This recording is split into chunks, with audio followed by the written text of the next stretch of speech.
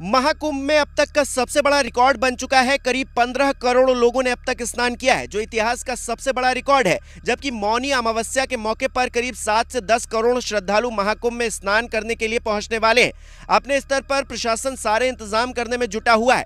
DM Prayagraj लोगों से appeal कर रहे हैं कि कार से महाकुंभ में न जाएं, युवा पैदल चले ताकि बेवजह जाम न लगे। लेकिन अगर आप दूर से जा रहे हैं तो आपको कितना पैदल चलना पड़ेगा? महाकुंभ से लौट रहे कुछ लोगों का दावा है कि 20 से 25 किलोमीटर तक पैदल चलना पड़ रहा है।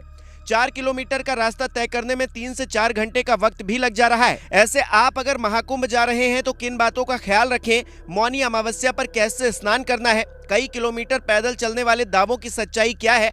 आपको एक एक कर सारे सवालों के जवाब हम देते हैं। उससे पहले ये तस्वीर देखिए। ये तस्वीर उस जगह की है जहां सिर्फ पुलिस प्रशासन को जाने आने की अनुमति है, लेकिन भीड़ ने वहां भी बैरिकेडिंग तोड़ दी है। एक तरफ महाकुंभ से आ रही करोड़ों की भीड़ की तस्वीरें तो दूसरी तरफ वहां जाने के लिए जद्दोजहद करने वाले लोगों की तस्वीरें। हालात ये हो गए हैं कि लोग ट्रेनों पर पथराव तक कर रहे हैं। ये तस्वीरें झांसी स्टेशन की हैं, जहां से वीरांगना लक्ष्मीबाई झांसी फतेहपुर पैसेंजर ट्रेन सोमवार रात 7:41 पर रवाना हुई। करीब 9:53 पर हरपालपुर स्टेशन पहुंची तो यात्री ट्रेन में चढ़ने के लिए दौड़ पड़े, लेकिन भीड़ इतनी थी कि यात्रियों ने अंदर से गेट बंद कर लिया। नतीजा, गुस्से में प्लेटफॉर्म पर खड़े लोगों ने पत्थर फेंकना शुरू कर दिया।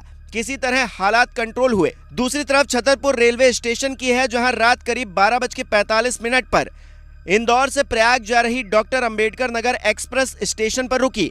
यहां भी यात्रियों ने अंदर से गेट बंद कर लिया तो बाहर खड़े लोग भड़क गए और जिसके हाथ में जो आया पत्थर, पानी की बोतल सब फेंकने लगे। करीब 40 मिनट बाद ट्रेन रवाना हो पाई। इससे पहले अयोध्या से 2 श्रद्धालुओं की मौत की खबर सामने आई थी, जहां 30 घंटे में करीब 25 लाख श्रद्धालु राम मंदिर के दर्शन के लिए पहुंचे थे और सभी पुराने रिकॉर्ड टूट गए। ऐसे में घर से अगर आप महाकुंभ जाने के लिए निकल रहे हैं तो कुछ सावधानियां बरतना बहुत जरूरी है। ऐसी हरकत ना करें जिससे दूसरे लोगों को परेशानी हो। महाकुंभ के अमृत योग और सुखद संयोग का पुण्य त्रिवेणी में भी तभी प्राप्त होगा जब आप महास्नान के महत्व को समझेंगे। सच्चाई ये है कि वहां भीड़ को संभालने के लिए पुलिस मुस्तैद है। एडीजी जोन भानु भास्कर और कमिश्नर सभी अधिकारियों के साथ लगातार बैठकें कर रहे हैं। डीएम, सीआरपीएफ, आईटीबीपी, पुलिस और रेलवे समेत सारे विभागों के अधिकारी हाई अलर्ट पर हैं। मेले में लगातार अनाउंसमेंट की जा रही है कि जो लोग वाराणसी और जौनपुर की तरफ से आ रहे हैं वो झूसी के ऐरावत घाट पर स्नान करें। मिर्जापुर, चित्रकूट और रीवा की तरफ से आने वाले श्रद्धालु अरैल की तरफ स्नान करें। अयोध्या और लखनऊ की तरफ से आने वाले श्रद्धालु फाफा मऊ की तरफ से ही स्नान करें। भास्कर की रिपोर्ट बताती है कि संगम के आधे हिस्से को सील कर दिया गया है। संगम में अखाड़ों की तरफ से जाने के लिए सिर्फ एक पांटून पुल 13 नंबर वाला खोला गया है। बाहर से संगम आने के लिए लोग 15 नंबर पुल का सहारा ले रहे हैं। गाड़ियां पीपा पुल पर नहीं जाने दी जा रही हैं।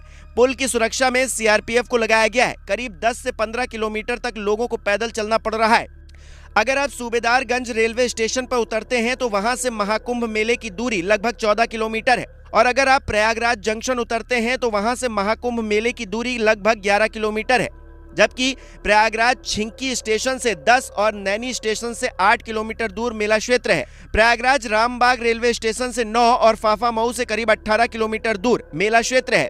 रात करीब 8 बजे से ही मौनी अमावस्या का स्नान शुरू हो जाएगा, जो कि 29 जनवरी को पूरे दिन चलेगा। इसीलिए अपना और अपने परिवार का ध्यान रखते हुए महाकुंभ जाएं और संगम में स्नान का पुण्य कमाएं।